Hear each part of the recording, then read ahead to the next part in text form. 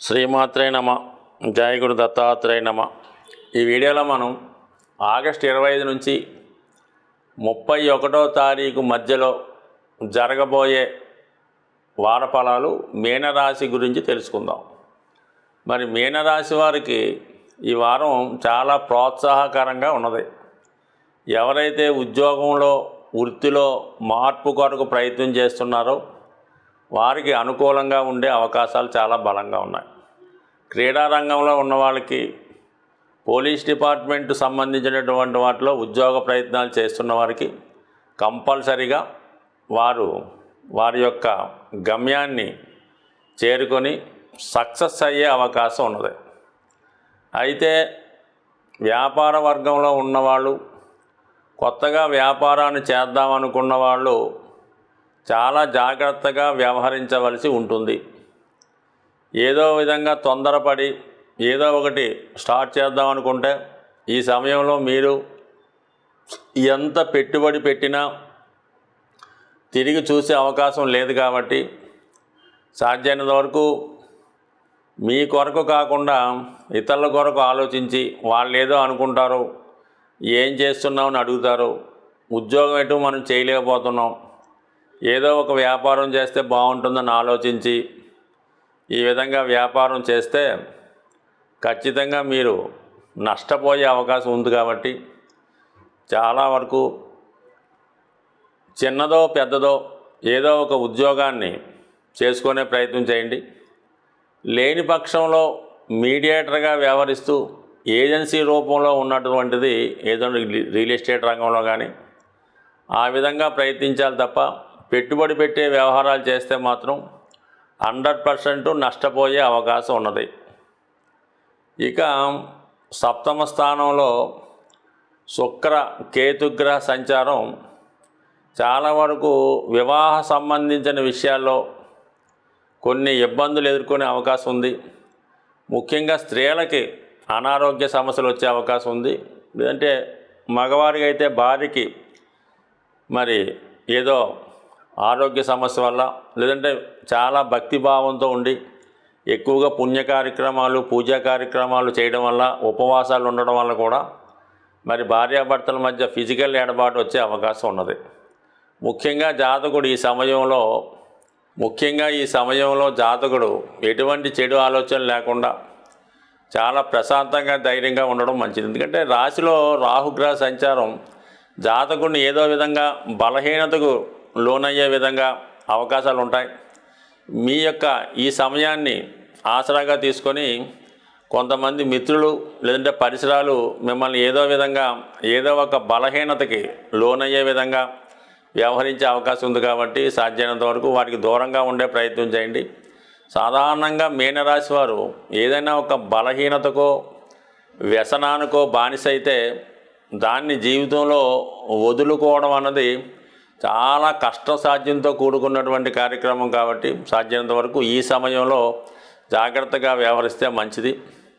ఎందుకంటే ఇక్కడ రాశి యందు రాహుగ్రహ సంచారం, 12లో శని సంచారం, ఇవన్నీ కూడా మీ యొక్క ఆర్థిక పరిస్థితి ఏదో విధంగా నష్టపోయే విధంగానో ఇబ్బంది పడేగానో వ్యవహరిస్తూ ఉంటాయి. అలాగే ఏదో విధంగా మీకు చెడ్డ పేరు తెచ్చే ప్రయత్నాన్ని కూడా చేస్తుంటాయి. ఆ విధంగా కూడా మీరు అంటే సాధారణంగా ఈ టైంలో కొంతమంది ఆర్థిక పరంగా నష్టపోతూ ఉంటారు, కొంతమంది వ్యసనాల వల్ల నష్టపోతూ ఉంటారు, కొంతమంది చెడ్డ పేరు తెచ్చుకోవడం వల్ల నష్టపోతూ ఉంటారు, కొంతమంది అనారోగ్యానికి గురవుతూ ఉంటారు. అంటే వాళ్ళ ఏజ్ని బట్టి, వాళ్ళు ఉండే పరిసరాలను బట్టి కూడా ఆధారపడి ఉంటుంది. ఏదైనా ఈ విషయంలో మాత్రం ఈ జాతకులు చాలా జాగ్రత్తగా ఉండాలి. ఈ సమయంలో మీరు చేస్తున్నటువంటి ఏ పనైనా అది మీకు కరెక్ట్ అనిపిస్తూ ఉంటుంది, కానీ ఇతరులకు అది ఇబ్బందికరంగా తప్పుగా తోస్తూ ఉంటుంది. అందుకని ఈ విషయంలో ఒక జాగ్రత్త వ్యవహరించండి. అయితే ఈ వారంలో మీకు అతి బలంగా ఉన్నటువంటి గ్రహం 3వ స్థానంలో కుజుడు, 6వ స్థానంలో రవి. ఎంత పోటీ నుంచైనా విజయం సాధిస్తారు. ప్రభుత్వ సంబంధించిన వ్యవహారాల్లో ఎటువంటి లావాదేవీలు ఉన్న విజయం సాధించే అవకాశం ఉంది. చాలా వరకు మీ యొక్క దృష్టి వ్యాపారం మీద పక్కన పెట్టి ఏదో ఒక ఉద్యోగంలో ప్రవేశించే ప్రయత్నం చేస్తే 100% మీకు అటు ప్రభుత్వ అధికారుల వద్ద కానీ ప్రభుత్వ రంగ సంస్థల్లో కానీ పెద్ద పెద్ద సంస్థల్లో ఏదో విధంగా మీకు కొంతవరకు స్వతంత్రంగా ఉండే వృత్తి లాంటిది కూడా లభించే అవకాశం ఉంది. కాబట్టి కేవలం మీరు వృత్తి కొరకు ఉద్యోగం కొరకే ప్రయత్నం చేయాలి తప్ప వ్యాపార విషయం మర్చిపోవడం మంచిది. For the same time speculation కానీ, షేర్ మార్కెట్ కానీ, జోదం కానీ, ఆన్లైన్ గేమ్స్ కానీ, బెట్టింగ్లు కానీ చాలా వరకు దూరంగా ఉండాలి.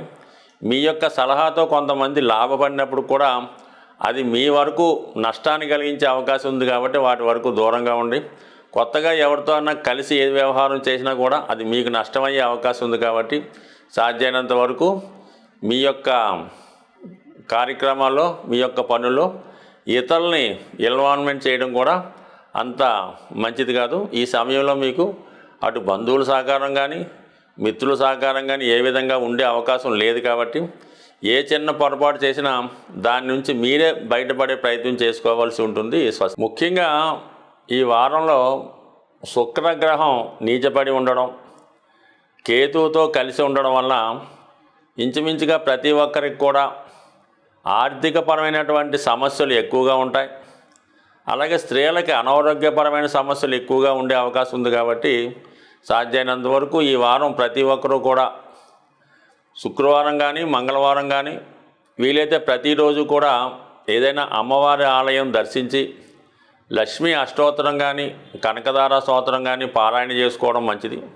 స్త్రీలు లాంటి వాళ్ళంటే ఇంట్లోనే లలితా సహస్రనామం లాంటి పారాయణ చేసుకోవడం వల్ల ముఖ్యంగా విఘ్నేశ్వరుని యొక్క పూజతో ప్రారంభించి అమ్మవారిని పూజ చేసుకుంటే అటు కేతు శుక్రగ్రహాల కలయిక నుంచి బయటపడే అవకాశం ఉంటుంది. ఇక్కడ శాస్త్రాల ప్రకారం చాలా అనుభవపూర్వకంగా ఆర్థిక సమస్యలతో చాలా ఇబ్బంది పడుతున్న వాళ్ళు మరి దాని నుంచి బయటపడే ప్రయత్నంలో మంగళవారం రోజు హనుమాన్ ఆలయంలో అభిషేకం అని చేస్తూ ఉంటారంటే ఏదైనా ఒక సెంటెడ్ ఆయిల్ ఉంటుంది, అంటే సంపంగ నూనె కానీ, చామంతి నూనె కానీ, కొన్ని తైలాలు రేర్గా దొరుకుతుంటాయి.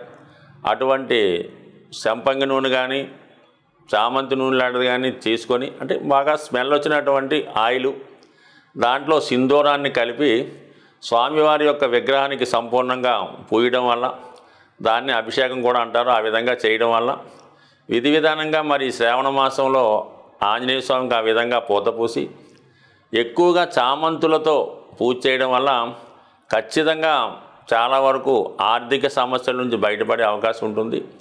అదేవిధంగా మరి ఈ వారం చివరిలో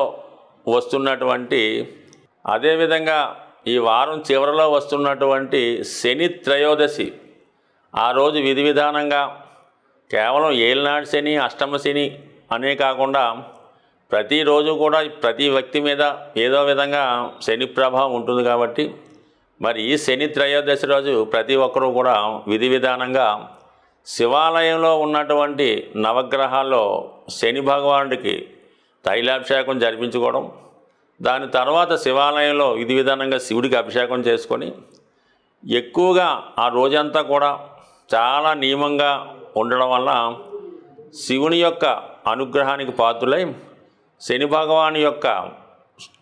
భగవాను యొక్క పరీక్షల నుంచి బయటపడే అవకాశం ఉంది. కాబట్టి ఖచ్చితంగా ఈ వారం ప్రతి ఒక్కరూ కూడా ఈ అవకాశాన్ని ఉపయోగించుకోవడం, అలాగే మరి అమ్మవారి అనుగ్రహానికి కూడా పాత్రలు అవ్వడం వల్ల ఈ వారం ఏర్పడే ఆర్థిక సమస్యల నుంచి బయటపడే అవకాశం ఉంటుంది. స్వస్తి.